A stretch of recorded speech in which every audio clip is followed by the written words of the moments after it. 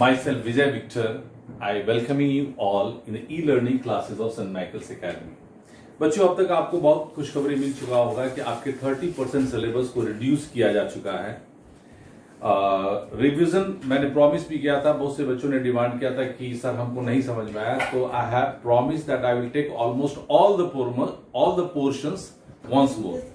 Trigonometry portion मैंने ले लिया। अब मैं शुरू से रियल नंबर में भी अब आपके लिए खुशखबरी है कि यूक्लिड डिवीजन लेमा हम आपको पढ़ना नहीं है board examination point of view से, लेकिन उसमें जो उसका सेकेंड वाला पोर्शन है, बाद वाला पोर्शन है कि in which you have to prove that root 3 root 7 is an irrational number या उस तरह की कंडीशन है, वो भी मैंने रिवीजन में ले लिया है।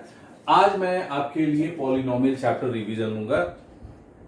पॉलिनोमियल चैप्टर बहुत ही आसान है। इसमें भी एक पोर्शन जो है उसको रिमूव कर दिया गया। वैसे क्वेश्चन जिसमें डिवीजन प्रोसेस का यूज होगा वो सारे क्वेश्चंस पॉलिनोमियल से नहीं आएंगे। मतलब एक्सरसाइज 2.3 में जिसमें दिया रहता है 2 रूट्स और 2 और रूट्स जिसमें हम डिवीजन प्रोसेस को यूज करके निकालते हैं, जो पहले बहुत इंपॉर्टेंट क्वेश्चन हुआ करते थे, अब वो आपको नहीं पढ़ना है। ये भी आपके लिए खुशखबरी हो गया।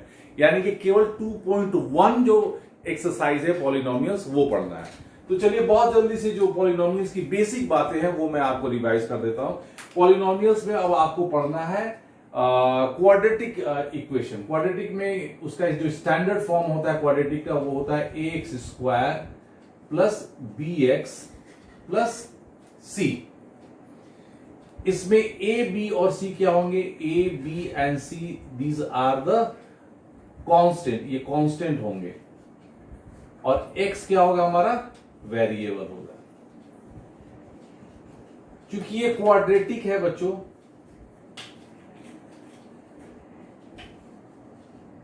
क्वाड्रेटिक पॉलिनोमियल है।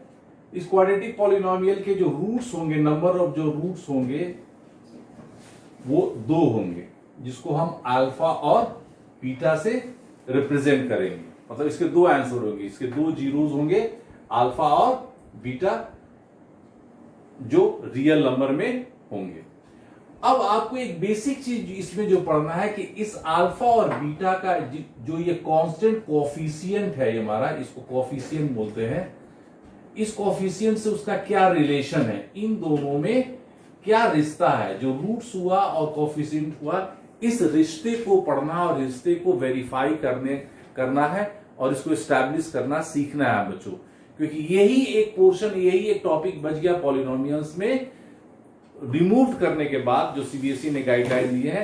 तो इसमें से शर्तिया है, निश्चित है कि अब आपके क्वेश्चंस की संख्या, क्वेश्चन का जो वेटेज है वो बढ़ जाएगा। जो पहले 2 नंबर का ये क्वेश्चन आता था, अब शायद 3 या 4 नंबर का क्वेश्चन आएगा, जो बहुत ही आसान है आपके लिए। बहुत जल्दी से इसको मैं आपके लिए एक्सप्लेन करूंगा कि इसमें 2 रिलेशन आपको प्रूव करने पड़ते हैं। कौन सा रिलेशन? कि sum of the root, sum of root, जिसको हम बोलेंगे अल्फा प्लस बीटा, ये होता है minus B upon A. Minus B मतलब क्या हुआ? Coefficient of x upon coefficient of x square. B को अब स्टेटमेंट में लिखिएगा तो यहां पर हम लिख सकते हैं coefficient of x upon coefficient of x square. दूसरा रिलेशन जो हमको प्रूव करना पड़ेगा, अल्फा इंटू बीटा, ये होता है c upon A. c stand for constant, इसके साथ कोई भी हमारा वेरिएबल नहीं होता है, कांस्टेंट अपॉन ये हो जाएगा हमारा coefficient of x square.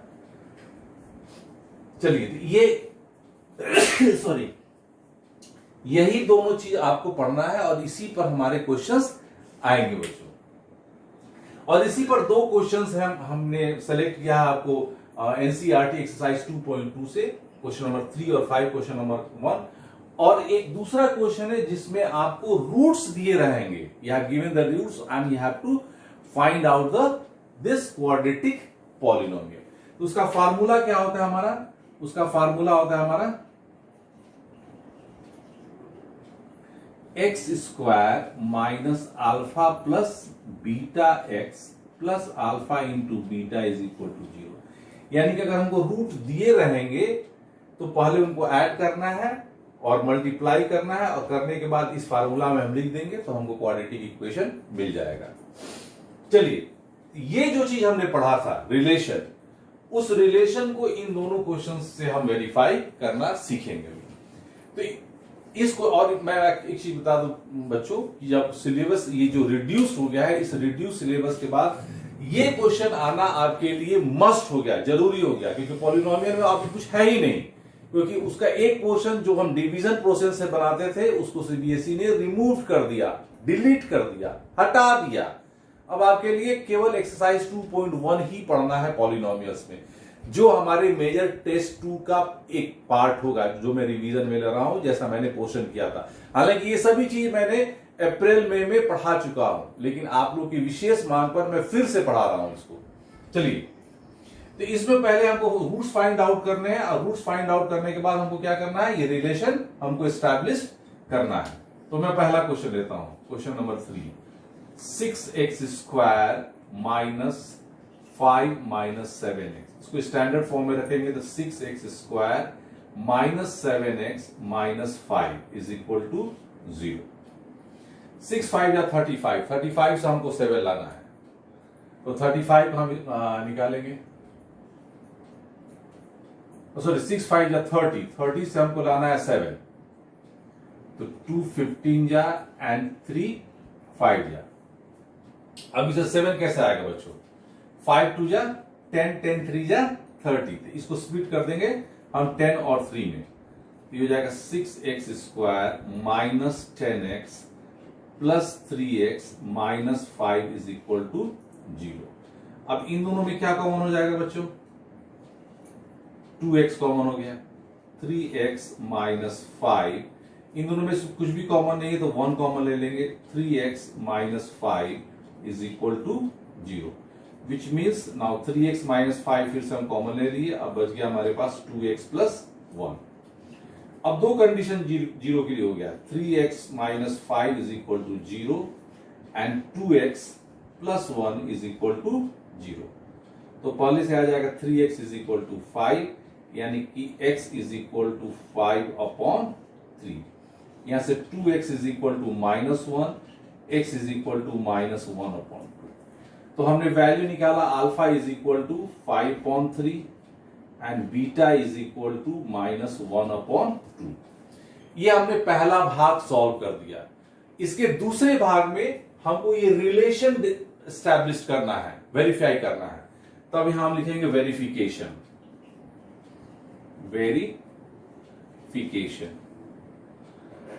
Verification के लिए हम अब इस क्वेश्चन में लिखेंगे, यहां ए क्या है बच्चों, ए है हमारा 6, बी है हमारा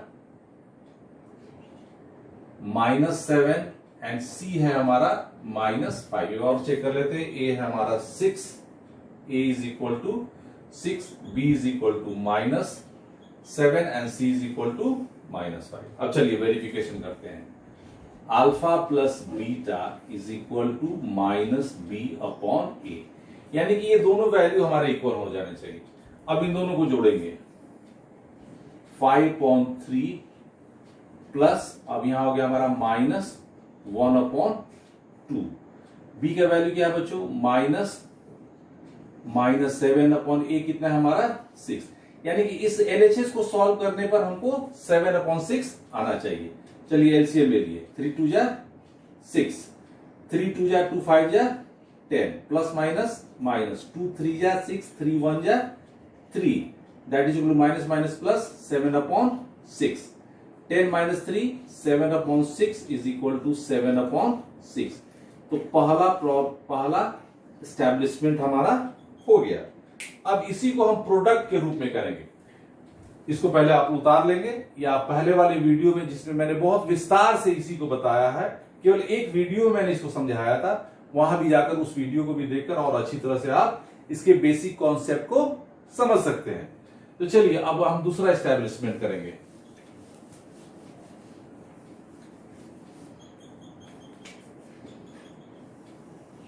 उसके अनुसार अल्फा इंटू बीटा क्या हो जाएगा बच्चों, सी अपॉन ए। चलिए अब अल्फा का वैल्यू लेते हैं, 5 अपॉन 3 इंटू -1/2। सी हमारा क्या है बच्चों, -5, और ए क्या है बच्चों, ए देखेंगे ए इज इक्वल टू 6, यानी कि हमको एलएचएस और आरएचएस इक्वल आना है। 5 1 जा 5, 3 2 जा 6 इज इक्वल टू -5/6। तो दोनों ही कंडीशन में हमने देखा कि LHS is equal to RHS, LHS is equal to RHS. तब हम यहां लिखेंगे वेरीफाइड। अब मैं लेता हूं क्वेश्चन नंबर 5, 1 का 5। t² - 15 is equal to 0। इसके पहले हमको रूट्स निकालना है। चलिए, तो इसमें मिडिल टर्म स्प्लिट करने की जरूरत है ही नहीं। तो t² is equal to 15, which means t is equal to +√15 और -√15, which means alpha is equal to √15 and beta is equal to -√15। हो गया। अब इसमें से a देखेंगे, a का वैल्यू क्या है बच्चों, a हमारा 1 हो गया। b टर्म इसमें है ही नहीं, क्योंकि b के लिए स्टैंडर्ड फॉर्म में क्या होता है, bx, वो टर्म है नहीं, तो b हमारा हो गया 0 और c हो गया हमारा -15। अब वेरिफिकेशन करेंगे हम लोग इसी स्टेप के अनुसार। Verification, alpha plus beta is equal to -b/a। ये आप लोग हम लोग डिस्कस कर चुके हैं बच्चों। चलिए, तो +√15 -√15 इज इक्वल टू b हमारा क्या है बच्चों, यहां 0/1। तो प्लस माइनस कैंसिल हो गया, 0 इज इक्वल टू 0। ये प्रूफ हो गया। अब प्रोडक्ट वाले से करेंगे। Alpha into beta is equal to c/a।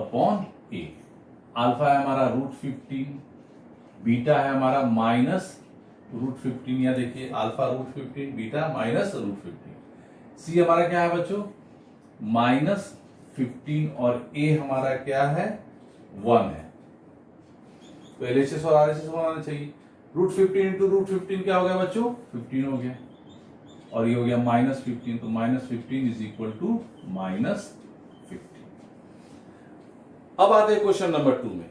यहां पर आपके एनसीईआरटी में जो ये क्वेश्चन दिया हुआ है, these are already the sum of the roots and product of the roots, which means question number 2 को कर लेंगे तो alpha plus beta is equal to √2 and alpha into beta is equal to 1/3।